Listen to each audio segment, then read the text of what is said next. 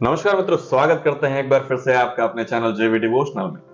हम देख रहे हैं इस वक्त परीक्षा, वो भी किसकी? प्रभु श्री रामचंद्र। ये कैसे, किस प्रकार से उनको एक टेढ़ा मेढ़ा धनुष दिया गया है, उनको क्या, इवन सभी विद्यार्थियों को दिया गया था।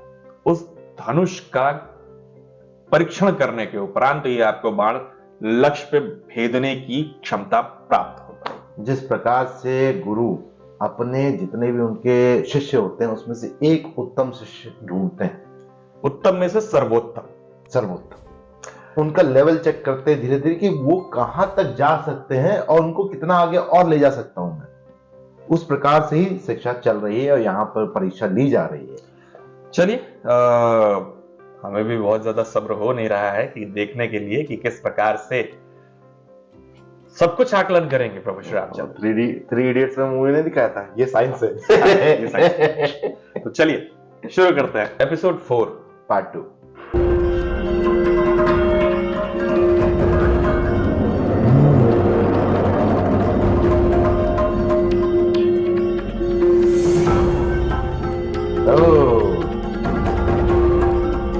एक गिलास भार को बैलेंस करने का।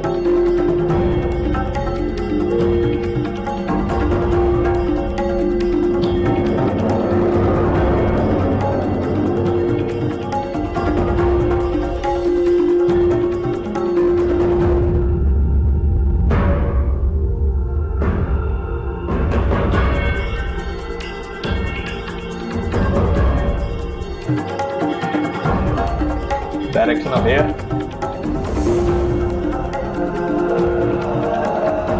बहुत डिटेलिंग में दिखाया भाई,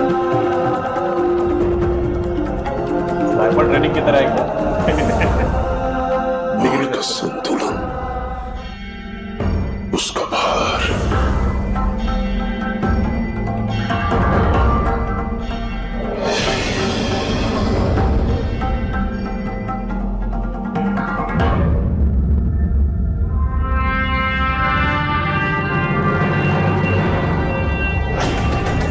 एरर रेशियो 0.0002। Morning set.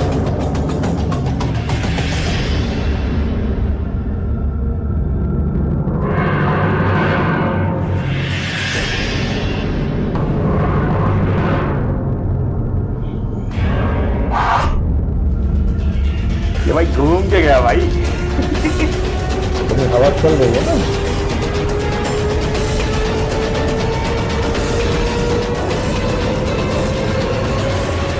ये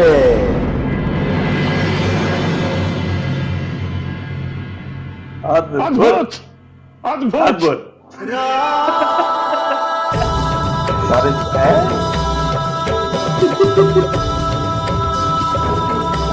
कोई संदेह नहीं, तुम ही सर्वोत्तम हो राम, तुम ही सर्वोत्तम।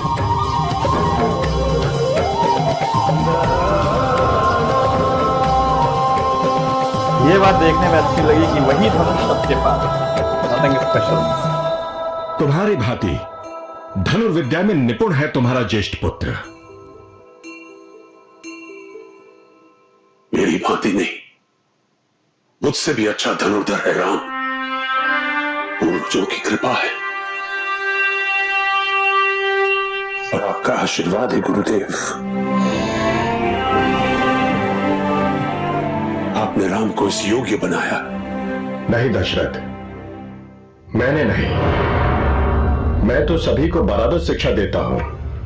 कोई पक्षपात नहीं होता है यहां, पर शिक्षा का प्रभाव उसी पर होता है जिसमें ज्ञान पाने की प्यास हो, और जो ज्ञान का इच्छुक है वो जीवन की किसी भी परिस्थिति से, किसी भी व्यक्ति या वस्तु से ज्ञान प्राप्त करने में सफल होता है। आज राम ने जो किया वो उसके विवेक, उसके धैर्य, उसकी एकाग्रता का परिचय है। इसका सारा श्रेय उसी को जाता है जिसके ऐसे 4 पुत्र हो। इस संसार में उससे अधिक भाग्यशाली कौन हो सकता है? दशरथ, अब तुम पुत्रों से भेंट कर सकते हो। किंतु यहां नहीं, अपने शिविर में।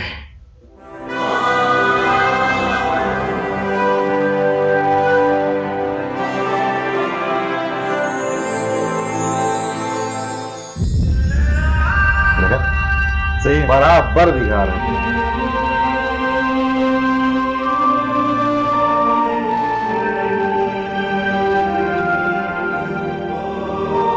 भैया, वृक्ष काटने पर रोक का अधिनियम पारित हो गया है।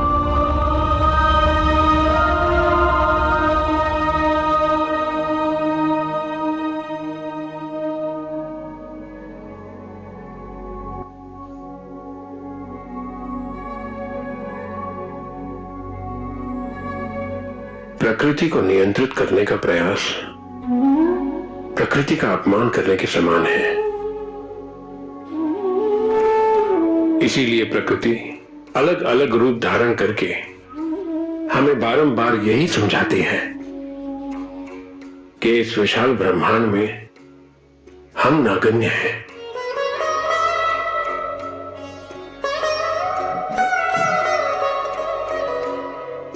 हम प्रकृति पर विजय पाने की कल्पना भी क्यों करते हैं?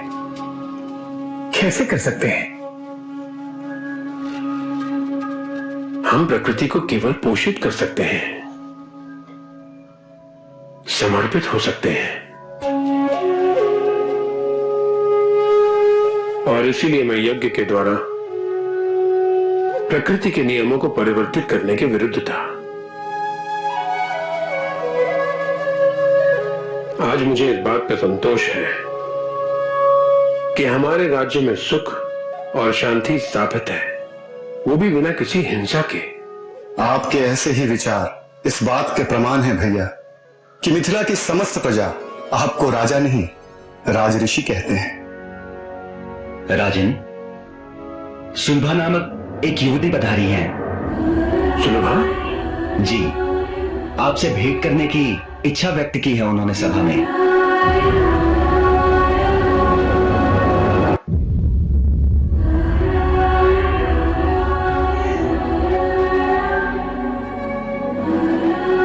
योगिनी सुलभा का अभिनंदन। यह हमारा सौभाग्य है कि आप जैसी ज्ञानी और परम विदुषी यहां पधारी हैं। मुझे सूचित किया गया कि आप मुझसे भेंट करना चाहते हैं। एकांत में सूचित करने वाले ने बताया नहीं आपको?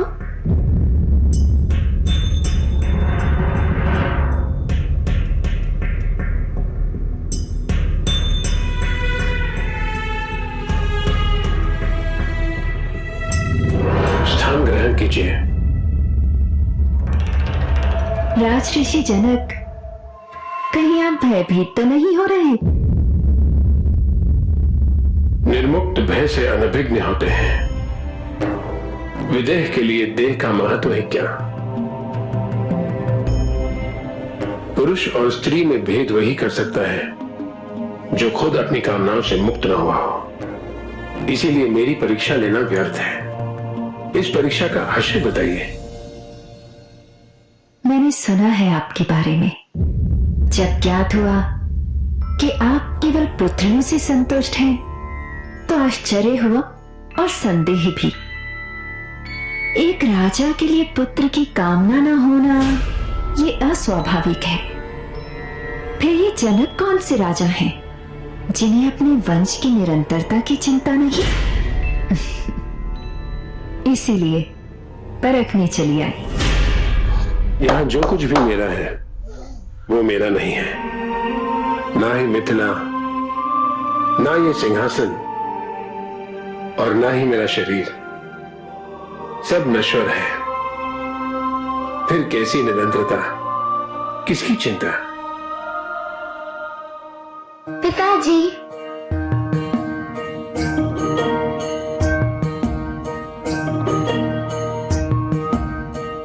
ये मैंने बनाया है, कैसा लगा आपको? बहुत ही सुंदर, बिल्कुल तुम्हारे जैसा। ये कौन है पिताजी? ये योगिनी सुलभा है। आशीर्वाद दीजिए माता। प्रसन्न रहो।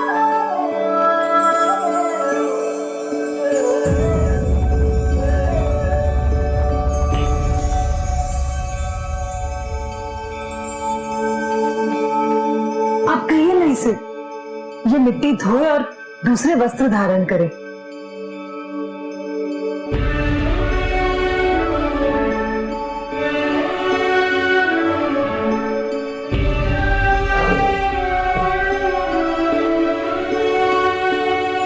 मिट्टी के सौंधेपन में कितना अपनापन होता है ना। ये बात माँ क्यों नहीं समझती?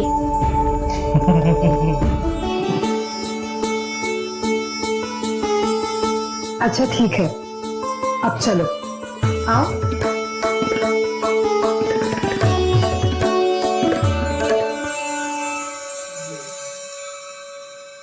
आप बहुत भाग्यशाली हैं राजा जनक।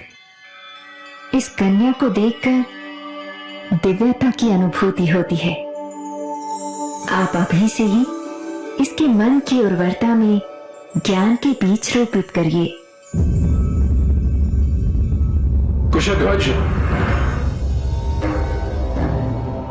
आप समस्त आर्यवर्त के ज्ञानियों और विद्वानों को ज्ञान सभा के लिए आमंत्रित कीजिए। विदेहपुर में ज्ञान की धारा प्रवाहित होगी।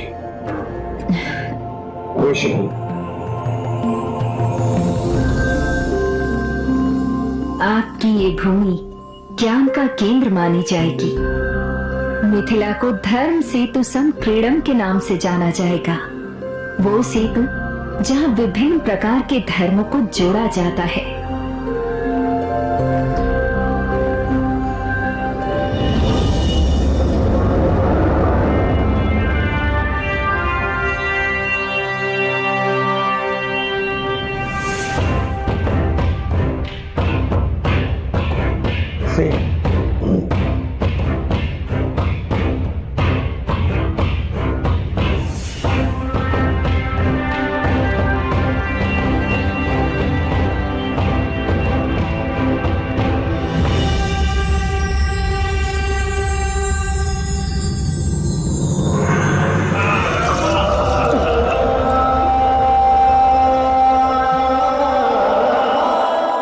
राजा जनक और विदुषी के मध्य में जो वार्तालाप हो रही थी, सहसा उस वार्तालाप को समझ करके ताली बजाने से रोक नहीं पाया।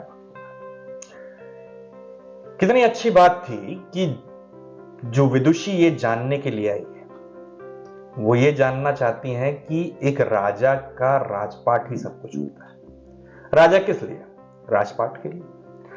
उस राजपाट को संभालने के लिए, जैसा कि हमारे भारत भूमि की परंपरा है कि कन्या का विवाह होने के उपरांत वो वर के यहां जाती है और उसके परिवार को संचित करती है। अब जैसा कि विदुषी ने पूछा कि आपको क्यों ये प्रलोभन नहीं है, क्यों ये इच्छा नहीं हो रही है कि आपको एक पुत्र होना चाहिए, आप अपने वंश को आगे क्यों नहीं बढ़ाना चाहते हैं? क्या राजपाट उत्तर दिया है मिथिला नरेश ने कि मेरा था क्या यहां पे और मेरा क्या रहेगा। कहने का तात्पर्य है केवल कल्पना मात्र करिए कि जिस जमीन पे आज आप रह रहे हैं, जिस भी जगह आपका घर है, क्या 100 साल पहले वहां था और क्या 100 साल बाद भी वहां रहेगा?